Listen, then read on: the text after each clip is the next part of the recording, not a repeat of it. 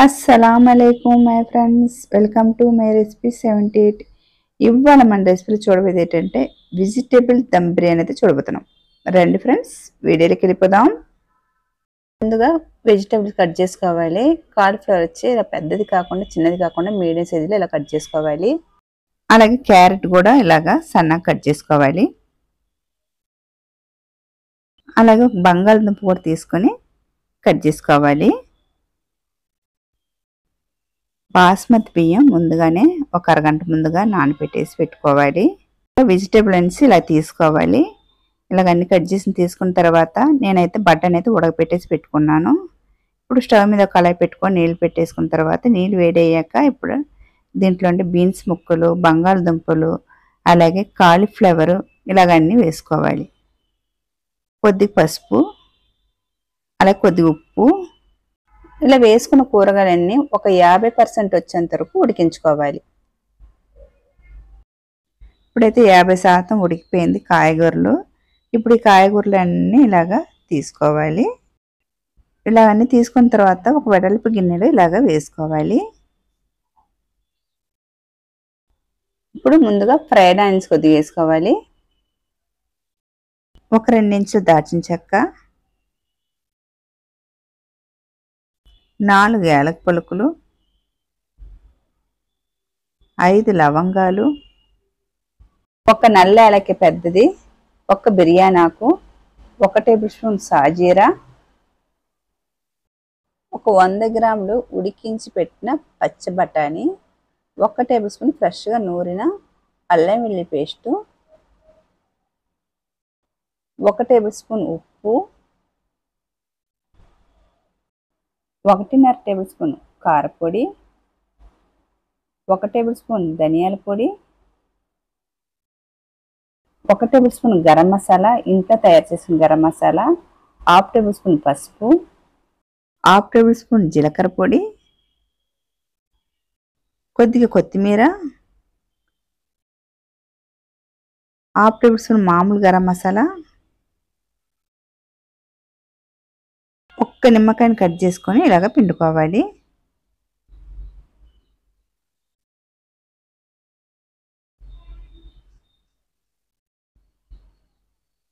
కొద్దిగా పుదీనా, 1 కప్పు చిక్కటి మీగడ పెరుగు, ఒక 4 పచ్చిమిరపకాయలు నిలువు కట్ చేసి వేసుకోవాలి. ఇలా వేసుకున్న తర్వాత ఈ కాయగూరలన్నీ బాగా కలిసిపోయినట్టుగా బాగా కలుపుకోవాలి. బాగా కలుపుకున్న తర్వాత ఇప్పుడు దీనిపైన ఒక 2 టేబుల్ స్పూన్ వచ్చి మామూలు నూనె అయితే వేయాలి, రీఫైండ్ ఆయిల్, ఒక 2 టేబుల్ స్పూన్ వచ్చి నెయ్యి. ఇలా వేసిన తర్వాత పైన ఇలా పైగా ఇలాగ అప్లై చేసుకోవాలి. కలపకుండా ఇలాగ అప్లై చేసుకోవాలి. ఇలాగ అప్లై చేసుకున్న తర్వాత ఇప్పుడైతే మూత పెట్టుకొని పక్కన పెట్టేసుకోవాలి. ఇప్పుడు ఒక 2 లీటర్ నీళ్ళు పెట్టుకొని బాగా మరిగించుకోవాలి. ఇప్పుడు దీంట్లో 2 ఇంచులు దాల్చిన చెక్క, ఒక పెద్ద యాలకాయ నల్ల యాలకి ఒకటి, ఒక 6-7 లవంగాలు, ఒక 4 యాలక పలుకును కచ్చపిచ్చ దంచుకొని ఇలాగ వేసుకోవాలి. 1 టేబుల్ స్పూన్ షాజీరా, ఒక అనాసి పువ్వు, ఒక జాపత్రి, ఉప్పు కొద్దిగా ఘాటుగా ఉన్నట్టుగా ఇలా ఉప్పు వేసుకోవాలి. 1 బిర్యానీ ఆకు, 1 టేబుల్ స్పూన్ అల్లం వెల్లుల్లి పేస్టు ఇలా వేసుకున్న తర్వాత బాగా మరగనివ్వాలి. ఒక 5 నిమిషాలకు బాగా మరగనివ్వాలి.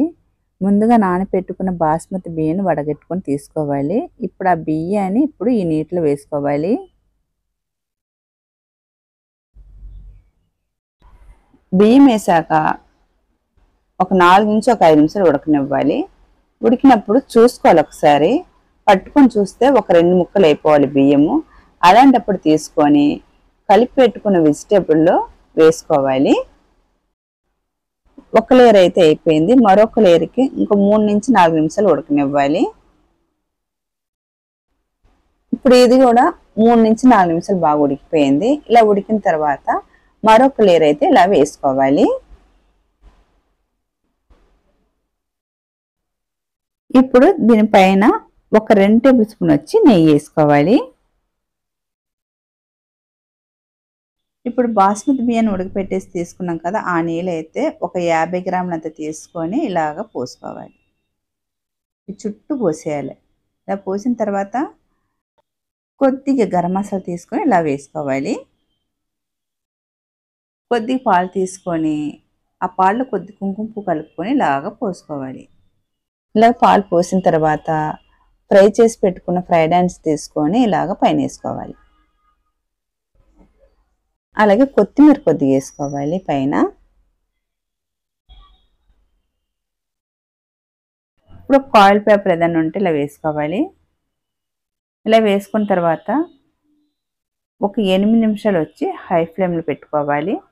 7 నిమిషాలు వచ్చేసి లో ఫ్లేమ్లో పెట్టేసుకోవాలి. ఆ తర్వాత స్టవ్ ఆఫ్ చేసుకుని ఒక 15 నిమిషాలు అలాగ వదిలేయాలి. 15 నిమిషాలు అయిపోయిన తర్వాత ఇప్పుడైతే మనం ఇలాగ రైస్ అయితే ఓపెన్ చేయాలి. అంతే, గుమగుమలాడే వెజిటేబుల్ దమ్ బిర్యానీ అయితే రెడీ అయిపోయింది. ఇప్పుడు ఇలా తీసుకున్న తర్వాత బాగా కలుపుకోవాలి.